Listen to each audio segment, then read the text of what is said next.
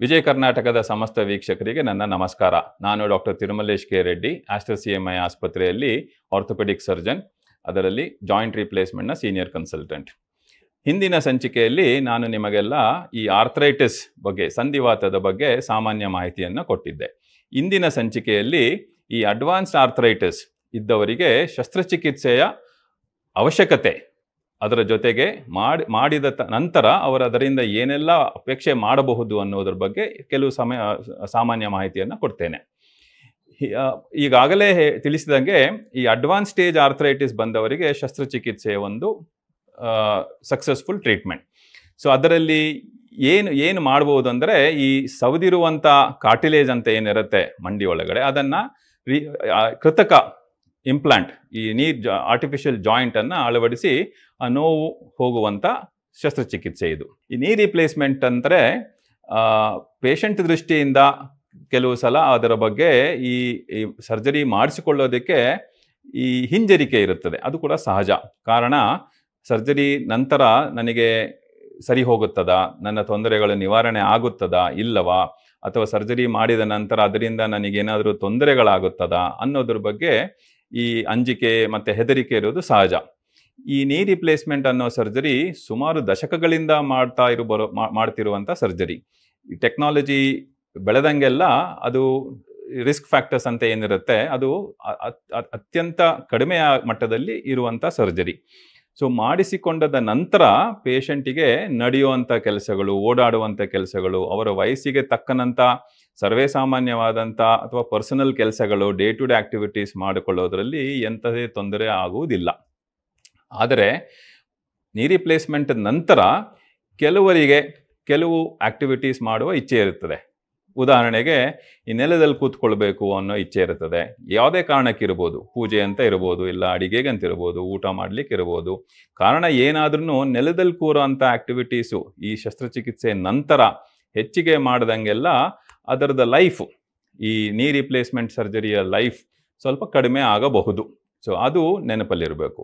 ಅದಲ್ಲದೆ ಈ ಅನ್ಇವನ್ ಸರ್ಫೇಸಸಲ್ಲಿ ಓಡಾಡೋವಂಥದ್ದು, ಈ ಮೆಟ್ಲುಗಳನ್ನು ಅತಿಯಾಗಿ ಹತ್ತಿ ಇಳಿಯುವಂಥ ಕೆಲಸಗಳು, ಇವೆಲ್ಲ ಮಾಡೋದ್ರಲ್ಲಿ ಸ್ವಲ್ಪ ಮಟ್ಟಿಗೆ ಅಡಚಣೆ ಇದ್ದೇ ಇರುತ್ತದೆ. ಆದರೆ ಈ ನಡೆದಾಡುವಂಥ ಕೆಲಸಗಳು, ಈ ವಾಕಿಂಗ್ ಮಾಡೋವಂಥದ್ದಾಗಲಿ, ಆ ಥರ ಆಕ್ಟಿವಿಟೀಸು ಅವರಿಗೆ ದೇಹ ಪರ್ಮಿಟ್ ಮಾಡಿದಷ್ಟು ಮಟ್ಟಿಗೆ ಮಾಡಿಕೊಳ್ಳಲು ಸಹಾಯ ಆಗುತ್ತದೆ. ಜೊತೆಗೆ ಈ ಕಾಂಪ್ಲಿಕೇಶನ್ಸ್ ಅನ್ನೋದು ಹೆದರಿಕೆ ಇರುತ್ತೆ. ಈಗಿನ ಕಂಡೀಷನ್ನಲ್ಲಿ ಈ ಕಾಂಪ್ಲಿಕೇಶನ್ಸ್ ಅನ್ನೋದು ವೈಯಕ್ತಿಕವಾಗಿ ಒಬ್ಬೊಬ್ಬರಿಗೆ ಒಂದೊಂದು ಥರ ಇರುತ್ತದೆ. ಆದರೆ ಚಿಕಿತ್ಸೆಗೆ ಪ್ಲ್ಯಾನ್ ಮಾಡುವ ಜೊತೆಯಲ್ಲಿ ಈ ಕರೆಕ್ಟಬಲ್ ಪ್ರಾಬ್ಲಮ್ಸ್ ಅಂತ ಏನೆಲ್ಲ ಇರುತ್ತೆ ಅದನ್ನೆಲ್ಲ ಸರಿಪಡಿಸಿಕೊಂಡೇನೆ ಈ ರಿಸ್ಕ್ ಫ್ಯಾಕ್ಟರ್ಸ್ ಅನ್ನೋದನ್ನು ಅತಿ ಕಡಿಮೆ ಮಟ್ಟಕ್ಕೆ ತಂದ ನಂತರನೇ ಶಸ್ತ್ರಚಿಕಿತ್ಸೆ ಮಾಡುವಂಥದ್ದು. ಸೊ ಅದರ ಬಗ್ಗೆ ಪ್ರತ್ಯೇಕವಾಗಿ ಆ ರಿಸ್ಕ್ ಫ್ಯಾಕ್ಟರ್ಸ್ ಸಲುವಾಗಿ ಶಸ್ತ್ರಚಿಕಿತ್ಸೆ ಮಾಡಿಸಿಕೊಳ್ಳದೇ ಇರುವಂಥ ಪರಿಸ್ಥಿತಿ ಬರೋದಿಲ್ಲ. ಇನ್ನೊಂದು ವಿಷಯ ಅಂದರೆ, ಈ ಸರ್ಜರಿ ಮಾಡಿದ ನಂತರ ಎಷ್ಟು ವರ್ಷಗಳಿದರ ಲೈಫ್ ಇರುತ್ತೆ ಅನ್ನೋದು ಎಲ್ಲರಿಗೂ ಎಕ್ಸ್ಪೆಕ್ಟೇಷನ್ ಅನ್ನೋದಿರುತ್ತೆ.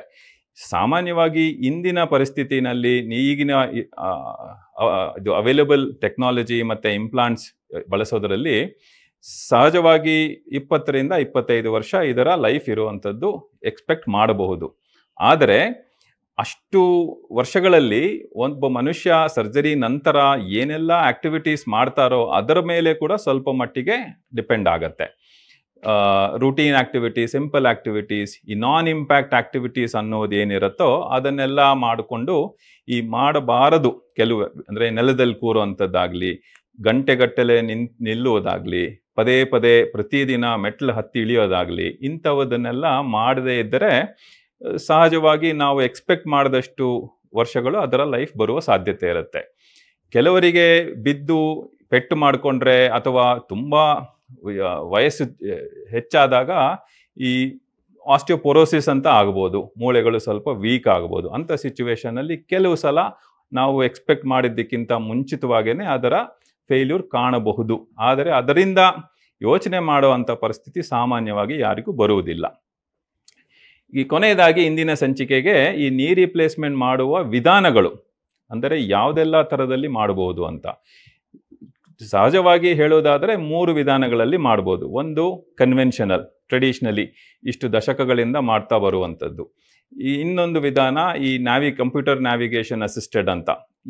ಈ ಕಂಪ್ಯೂಟರ್ನ ಸಹಾಯದಿಂದ ಪ್ಲಾನಿಂಗ್ ಅನ್ನೋದನ್ನು ಸ್ವಲ್ಪ ಹೆಚ್ಚಿಗೆ ಮಾಡಿಕೊಂಡು ಮಾಡುವಂಥದ್ದು.